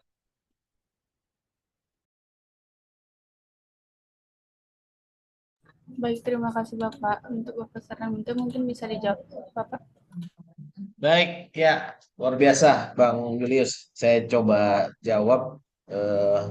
Ini sebentar lagi jadi calon sarjana nih. Jadi pertanyaannya juga eh, tajam ya. Pertama, memang kita kalau bicara mengenai Undang-Undang Hak Tanggungan secara umum yang ada di saat ini di Indonesia nomor 4 tahun 1996, ya kita lihat sebenarnya di pasal 6 contohnya itu sudah mengatur tentang adanya proses secara parate. Parate eksekusi ini memang kita lihat bahwa ternyata Undang-Undang Hak Tanggungan itu sudah memfasilitasi bagi seseorang nasabah kalau eh, istilah perbankan disebut dengan namanya debitur macet, maka bisa langsung disampaikan dari proses balai lelang swasta mandiri dan dilaksanakan eksekusi. Eksistensinya bagaimana? Mungkin kendalanya cuma terjadi pada saat pemenang lelang sudah ditemukan, tapi aset tidak kunjung dikosongkan, maka dia harus lagi membawa sengketa ini ke pengadilan untuk eksekusi pengosongan. Ini jadi masalah lagi nih. Kenapa? Udah punya awak, tapi awak nggak bisa pegang gitu, kata orang Medan. Nah, kemudian kalau seandainya kita bicara mengenai pasal 20 di eksistensi Undang-Undang Hak Tanggungan, kita cerita tentang sesuatu yang bentuknya adalah melakukan fiat eksekusi. Fiat eksekusi ini memang melalui jalur perintah ketua pengadilan karena undang-undang hak tanggungan itu di dalam akte hak tanggungannya atau SHT-nya itu sudah memuat irah-irah demi keadilan berdasarkan ketuhanan yang Maha Esa. Dia sudah sama dengan putusan pengadilan berkekuatan hukum tetap, sudah ingkrah. Sehingga kalau melakukan melalui fiat, maka tadi yang saya katakan ada unmoney, ada sita eksekusi, dan kemudian lelang, dan bisa langsung ke pengosongan. Nah, di dalam proses ini memang ada kepastian lebih dalam lagi, namun, apa yang kita soroti, yang kita bahas hari ini, qadarullahnya, yang kita bahas hari ini adalah ketika bicaranya fiat dan parate di dalam undang-undang hak tanggungan yang disandingkan dengan syariah, nah ini dia jadi sudah timbul problematikanya, sudah timbul masalahnya. Kira-kira di mana masalahnya? Satu, masalah yang pertama adalah tidak ada ruang mediasi. Kalau bahasa umumnya atau kalau dalam bahasa syariahnya tidak ada ruang asulhu di sana untuk melakukan sebuah bentuk-bentuk kaidah perdamaian agar didapati sebuah capaian ataupun mungkin bentuk yang boleh lebih dikenal untuk mencari kemaslahatan untuk kedua belah pihak ini. Kenapa? Karena ya bisa saja memang undang-undang hak tanggungan sendiri pun dari tahun 1996 kan tidak mengalami perubahan apapun.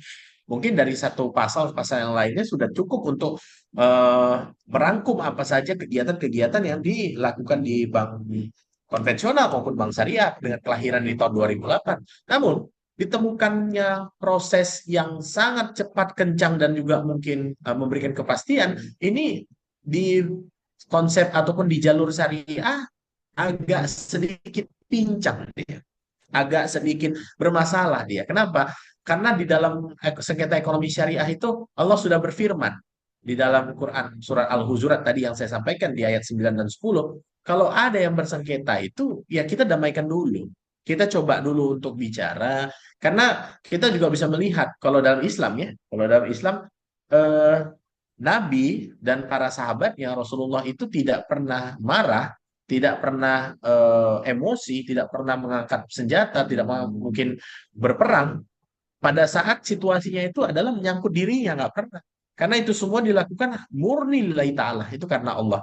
Bahkan salah satu sahabat yang paling masyhur di sahabat Nabi, Khulafaur Rasyidin, Ali bin Abi Thalib, ketika perang Khandaq, itu pedang lawan sudah jatuh, pedang lawannya jatuh, kemudian lawannya itu meludahi muka Ali, lantas Ali tidak jadi menebas lawan yang sudah jatuh ini, kenapa? Sampai ditanya kepada Ali, ya Ali, kenapa engkau tidak jadi mengeksekusi? Karena kata Ali, pada saat pertama aku berperang, itu murni karena Allah. Tapi yang kedua aku tadi pedangmu jatuh dan engkau meludahi wajahku, aku khawatir kalau aku eksekusi engkau, itu sudah menjadi sesuatu yang karena timbul akibat emosi diriku sendiri. Berarti kita udah melihat dulu para ulama-ulama, para sahabat, para imam-imam terdahulu itu sangat hati-hati sekali untuk bersengketa antar manusia, kalau tidak karena Allah. Sebabnya itu bukan karena Allah. Tapi kalau sekedar hanya Allah menghina diri sendiri, itu nggak jadi masalah bagi Nabi dan para sahabat-sahabatnya. Nah, ini bisa kita tarik garis bahwa tidak gampang untuk bersengketa, berkonflik. Jadi, kalau ada seseorang yang macet, kemudian gagal bayar, besoknya dia tidak bisa lagi membayar angsuran, ini kan harus dipanggil dulu, ditanya sebabnya kenapa. Kalau memang sudah ditentukan secara eh, mutlak bahwa ini tidak lain karena sesuatu yang prosesnya hanya menguntungkan diri sendiri, silahkan lakukan eksekusi. Karena Islam juga memiliki kepastian dalam suatu bentuk yang memang dikatakan ketegasan. Nah, tapi kalau dalam situasi yang sama, betul yang bersangkutan ini, contoh mungkin kalau kita lihat seperti bencana pandemi COVID kemarin, usaha hancur lebur di mana-mana. Nah, apakah memang undang-undang hak tanggungan secara konvensionalnya harus diterapkan di konsep syariah? Ini kan ada suatu konsep ketidakadilan. Ini kan ada suatu bentuk apa namanya syariah yang belum secara mutlak jadinya kita terapkan. Nah, kalau di pertanyaan kedua, kira-kira bagaimana dalam prinsip-prinsip saat ini yang berlaku secara global, ataupun mungkin nggak kita bilang global, nasional kali ya. Kalau yang secara nasional, kita melihat bahwa eksistensi dari bank syariah ini udah cukup luas. Nggak ada satupun, mungkin hanya bank-bank luar lah ya. Kita lihat ya, mungkin kayak, maaf kalau saya sebutkan nama, ada bank namanya ICBC, itu banknya Bank China. Nah, itu nggak ada unit usaha syariahnya. Tapi kalau bank umum yang memang secara langsung di bawah naungan perbankan Indonesia yang diawasi oleh otoritas jasa keuangan, semua bank memang di bawah OJK kalau di Indonesia. Tapi yang memang kita kita ketahui bersama, contoh kalau boleh saya sebut merek, ada bank BTN, kemudian BTPN, Bank BCA, malah Bank BCA yang notabene-nya adalah bank banyak mungkin nasabahnya adalah nasabah orang Chinese, itu semua punya bank syariahnya. Dan mungkin kalau yang masih ada unit usaha syariahnya saja atau UUS, itu hadir untuk apa? Memenuhi pasar. Jadi bank konvensionalnya nggak kalah. Dari sisi perkembangan bank syariah, mungkin khawatir saya secara diam-diam bank konvensional juga khawatir dengan perkembangan bank syariah saat ini. Mungkin majunya lumayan pesat. Kemudian kalau dari sisi teknologi juga kita lihat bank-bank syariah sekarang hadir juga dengan teknologi-teknologi mobile banking yang sudah cukup oke, yang udah lumayan berkembang di sana sini. Nah, di sini kita melihat bahwa apakah benar eh, kalau dari konsep bank syariah perkembangannya dan pertumbuhannya sudah sekian matangnya, namun belum difasilitasi dengan dasar undang-undang yang memadai, baik itu undang-undang hak tanggungan syariah atau mungkin lembaga jaminan benda bergeraknya ada namanya lembaga fidusia, ini juga harus ada konsep syariahnya, bagaimana teknik dan lain sebagainya bentuknya lah ya.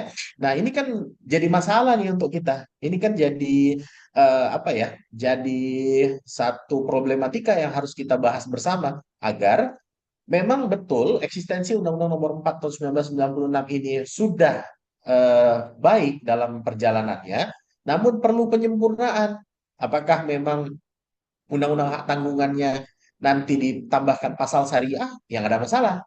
Jadi ada babnya khusus untuk pelaksanaan eksekusi syariah secara eksekutorial beslah, atau memang secara umum kita melihat dari sisi yang memang saat ini masih berlaku karena tadi Bang Julius bilang kan itu prinsip tuh dari prinsip tanggungan yang memang dia secara vertikal dan horizontal, baik itu menguasai tanah dan bangunan yang berdiri di atasnya, maupun asas yang mengikuti bahwa dia mengikuti bendanya bergerak, yaitu asas droit de suite, ataupun mungkin dikatakan droit de preference. Secara preferensi, kita mau melihat dulu bagaimana pada saat hak tanggungan itu dijaminkan. Jadi memang secara umum, kalau saya boleh berpendapat, hak tanggungan ini sudah sempurna. Hak tanggungan ini sudah sangat oke untuk dijadikan acuan bagi bank-bank dalam hal melakukan eksekusi bagi nasabah yang macet. Tapi belum faktual ataupun mungkin belum teraktualisasi secara nyata kalau diaplikasikan di perbankan syariah. Karena akan butuh pendalaman dari sisi bagaimana bank syariah ini menerapkan konsep as-sulhu. Bolak-balik saya katakan itu. Konsep perdamaian, konsep kalau mungkin bahasa lebih dalamnya islah, damai dari sisi perjalanan eksekusinya sampai dia menuju eksekusi puncaknya. Kira-kira demikian. Terima kasih, Bang. Baik, terima kasih Bapak. Untuk pertanyaan terakhir dari Bapak Abdal, silakan Bapak. Ya, terima kasih. Assalamualaikum warahmatullahi wabarakatuh.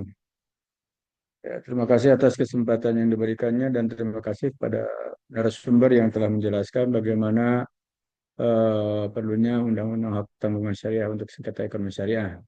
Nama saya di sini saya ingin menyoroti, Pak. Pertama memang ya penyelesaian sengketa ekonomi syariah ini di Indonesia itu memang diatur oleh beberapa undang-undang dan peraturan perundang-undangan ya. Sebagaimana kita ketahui bahwa sengketa ekonomi syariah ini bisa dilakukan melalui pengadilan dan juga bisa penyelesaiannya sengketa di luar pengadilan. Nah, hari ini memang kadang-kadang orang merasa risih ya, mungkin melihat kenyataan-kenyataan ataupun masih banyak para penegak keadilan yang tidak amanah gitu kan. Sehingga mereka risih.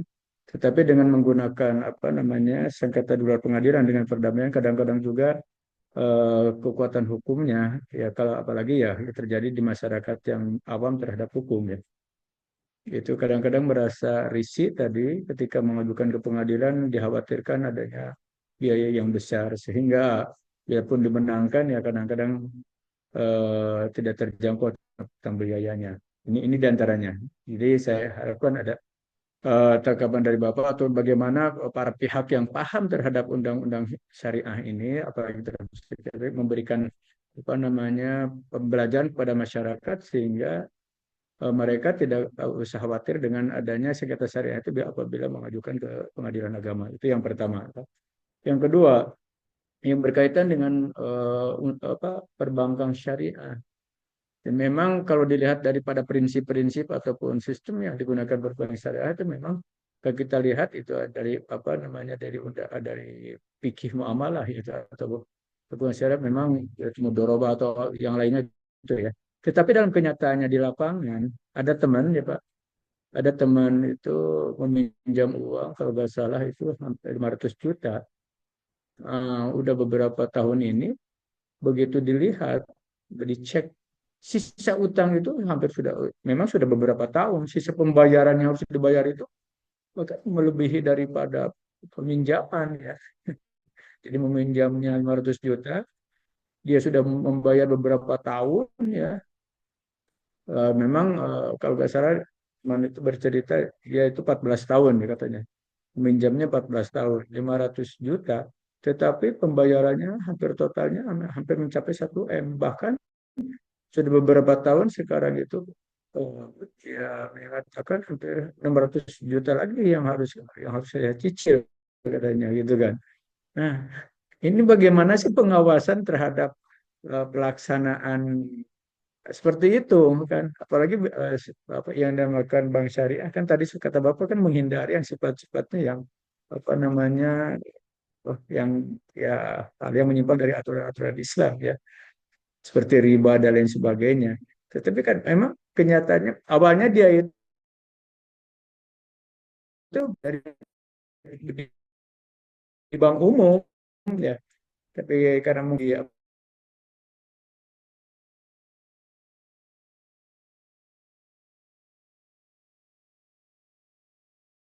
bahkan ketika itu pembayarannya sampai akhir itu sampai 1 miliar, bahkan sampai saat ini kalau nggak salah dia itu menyatakan, Kang katanya sekarang bisa hampir 600 juta lagi padahal saya pinjam apa namanya 500 juta. Jadi yang kemarin bayar sekian tahun itu ternyata gak ada artinya kan. Nah itu bagaimana tanggapan Bapak tentang kejadian, tentang keadaan seperti itu kan?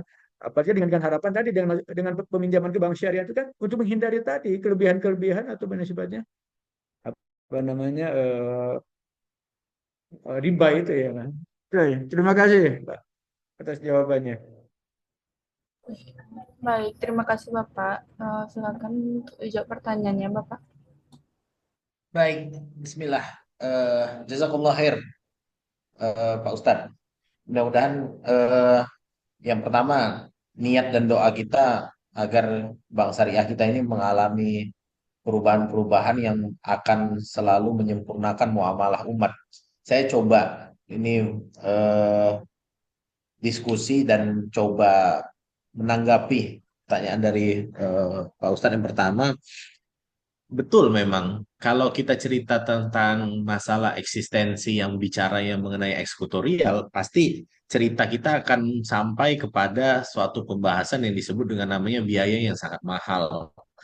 Belum lagi kalau seandainya dari sisi kepastian, kalau seandainya kondisinya sudah dikuasai, biaya lelangnya lagi karena memasukkan risalah lelang ini kalau seandainya dalam situasi dia lewat fiat eksekusi, maka dia butuh bantuan dari kalau yang saya ketahui, mohon maaf kalau salah, ada namanya KPKNL. Dalam hal ini memang di bawah naungan Kementerian Keuangan ini juga harus menyetorkan sejumlah biaya untuk menjadi sebuah atau seseorang peserta lelang. Ini jadi masalah lagi memang dalam situasi kita yang ada di kondisi saat ini. Maka sebenarnya kalau bisa kita lihat, sebenarnya Bank Syariah sendiri kan sudah menganut sistem revitalisasi proses, di mana revitalisasi itu ada yang dikatakan namanya prosesnya revisi, ada yang namanya restruktur, kemudian mungkin reschedule.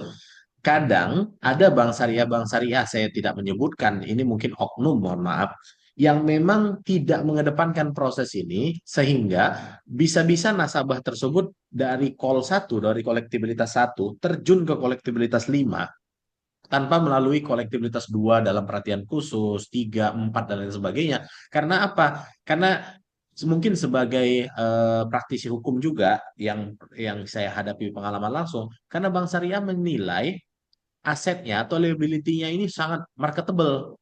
Jadi karena dia sangat marketable, ini tidak dilakukan upaya-upaya revisi, reschedule, restruktur, dan segala macam ini enggak tiba-tiba aja lompat gitu ke Kol 5 untuk bisa dilaksanakan sesuai syarat bahwa kalau melaksanakan eksekusi hak tanggungan itu sudah ada surat peringatan sampai 3 kali, kemudian kolektibilitasnya sudah 5 macet, maka sudah bisa dilakukan eksekusi hak tanggungan.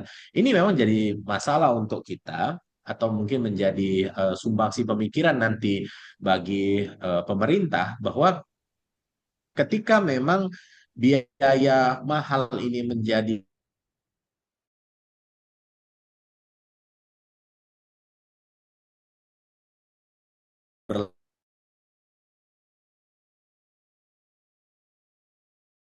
berlayu, toh juga ujung-ujungnya mengeluarkan biaya, maka sebenarnya sisi kemanfaatannya kan belum muncul. Sehingga kalaulah insya Allah secara umum adalah konsep yang dilakukan secara islah di Undang-Undang Hak Tanggungan Syariah, balik-balik lagi ke situ lagi sih memang.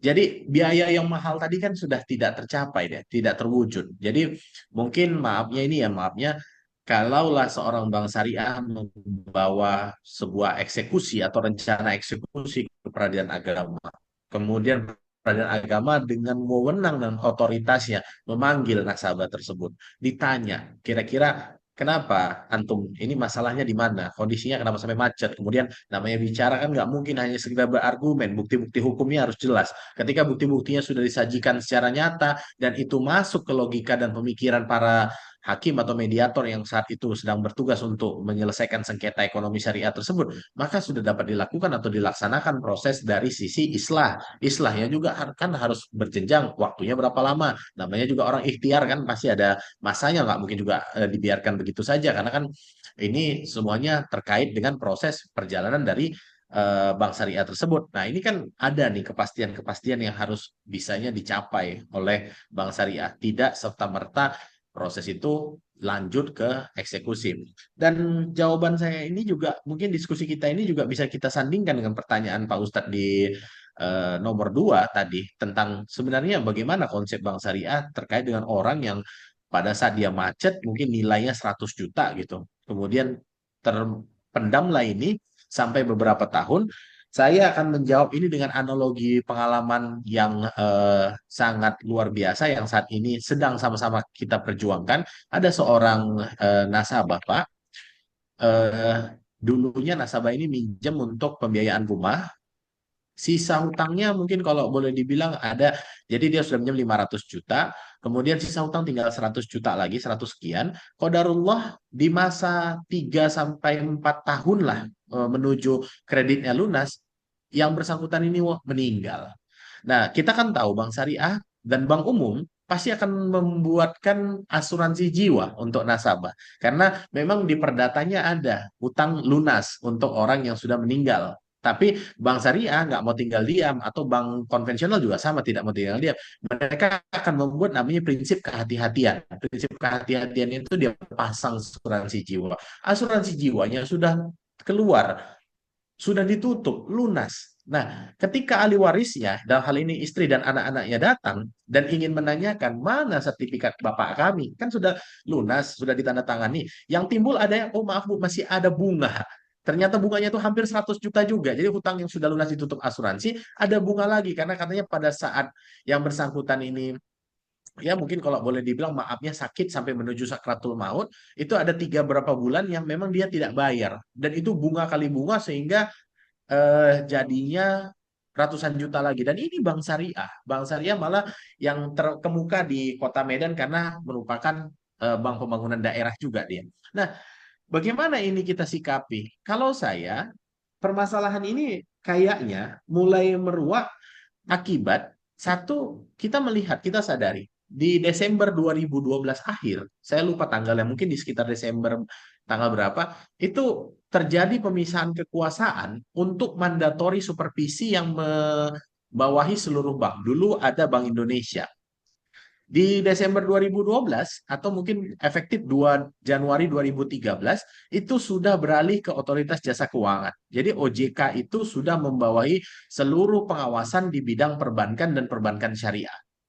Oke, dalam konsep yang bersamaan kita lihat Bank Indonesia murni hanya bidang moneter, inflasi dan lain sebagainya. Jadi OJK memang sudah menjadi mandatori yang pusat dari sisi perbankan syariah. Tapi sayangnya, mungkin kalau ini masih pemahaman saya yang kurang, saya mohon maaf, kita nggak melihat tuh secara konsep ada OJK syariah.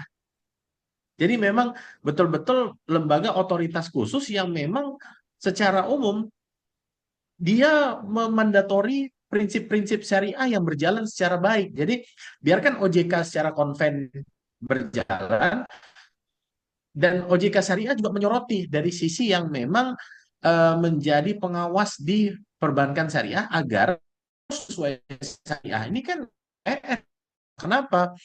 Karena bisa jadi atau mungkin boleh jadi kita dapat curigai secara umum saja OJK bisa menjadi lembaga yang memediasi sengketa-sengketa dalam tingkat kecil sebelum memang ke ranah-ranah hukum. Tapi secara besarnya tidak ada sebuah ketentuan yang membuat bank syariah ini juga tidak bertindak atau melakukan aktivitas yang mirip dengan bank konven. Nah, ini kan miris dan sedih untuk kita karena mohon maaf kalau jadinya sektoral, hampir 83% kalau saya nggak salah, penduduk Indonesia ini adalah mayoritas Muslim. Pastinya, biasanya Muslim-Muslim yang ada di Indonesia saat ini mungkin ingin menggunakan bank syariah untuk beraktivitas ataupun mungkin bermuamalah secara fikih muamalahnya.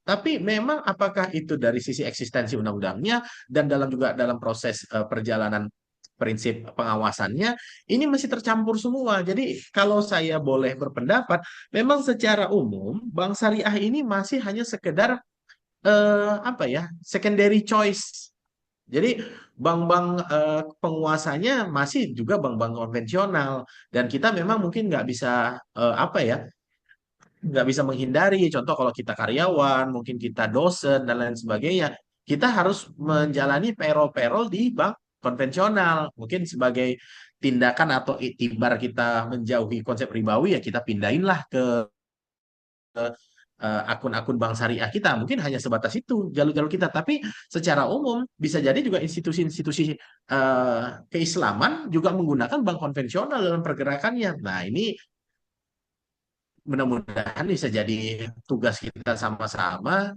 mungkin jadi dakwah kita juga secara pelan-pelan. Karena apa?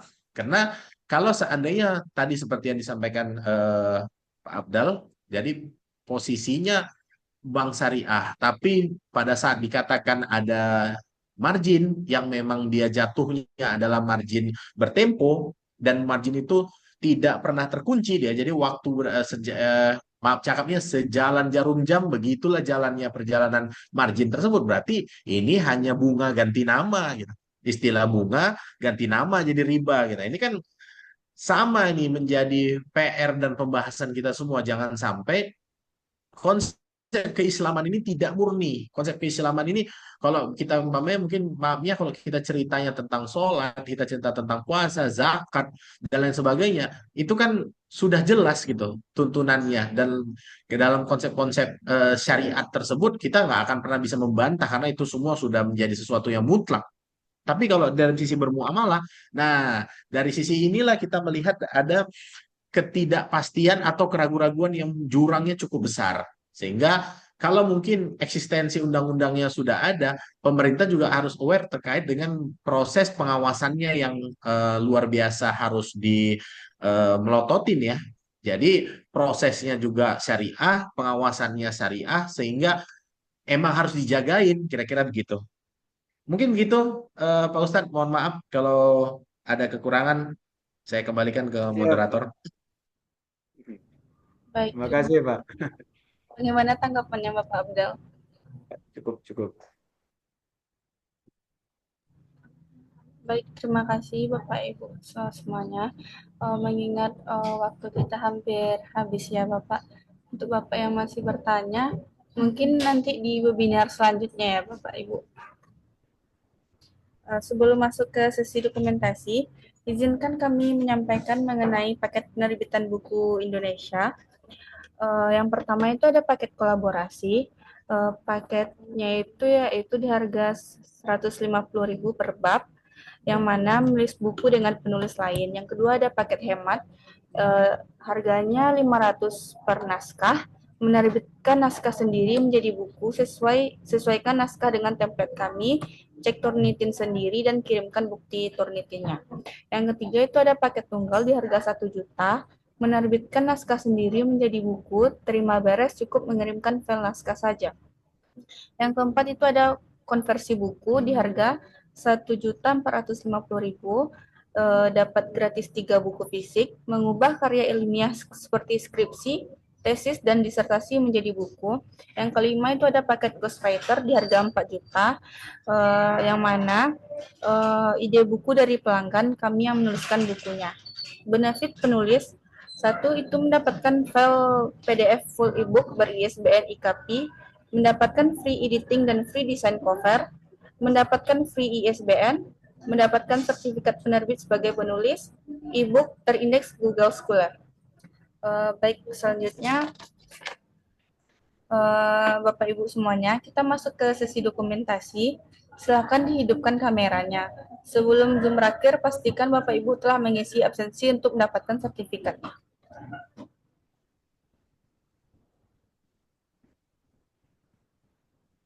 Baik Bapak Ibu, silakan hidupkan kameranya karena kita mau sesi dokumentasi.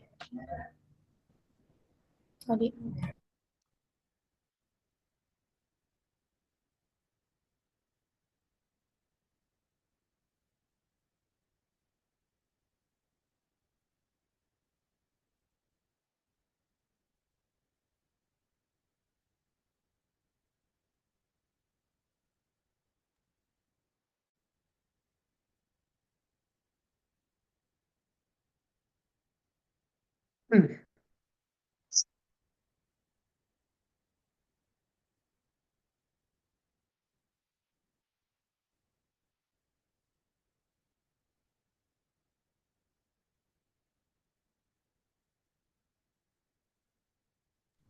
Slide kedua. 1, 2, 3.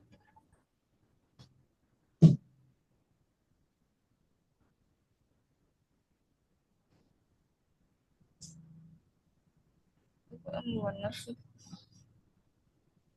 Si kosa tempat jengkang.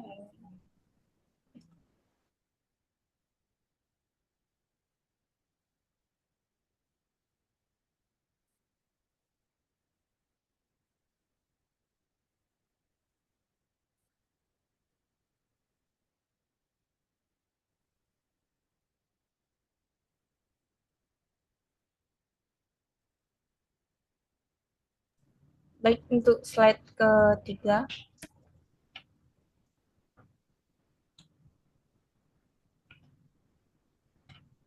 Itu nak dorong.